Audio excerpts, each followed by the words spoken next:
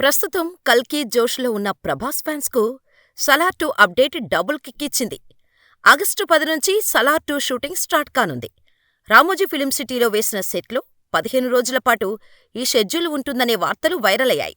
కానీ ఇప్పుడు మళ్లీ మొదటికొచ్చింది వ్యవహారం. 'సలార్ 2' కంటే ముందు ప్రశాంత్ నీల్ ఎన్టీఆర్ 31 సినిమా స్టార్ట్ చేస్తాడనే ప్రచారం మొదలైంది. కాదు, 'సలార్ 2'తో పాటు ఎన్టీఆర్ సినిమాను కూడా సమాంతరంగా పూర్తి చేస్తాడనే టాక్ కూడా ఊపందుకుంది.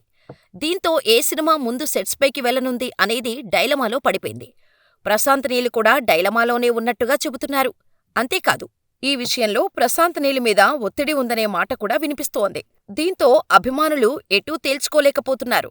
అయితే ఆల్రెడీ 'సలార్' సీక్వెల్ షూటింగ్ 20% పూర్తయింది కాబట్టి 2 చిత్రాల షూటింగ్స్ ప్యారలల్ గానే చేసే ఛాన్స్ ఉందని అంటున్నారు. ఇప్పటికీ 'సలార్' కోసం వేసిన సెట్స్ అలాగే ఉన్నాయి. కాబట్టి 'సలార్ 2'తో పాటు ఎన్టీఆర్ సినిమా షూటింగ్ కూడా స్టార్ట్ కానుందని అంటున్నారు. ఇప్పటికే మైత్రి మూవీ మేకర్స్ వారు ఆగస్టు నుంచి ఎన్టీఆర్, నీల్ సినిమా ఉంటుందని ప్రకటించారు.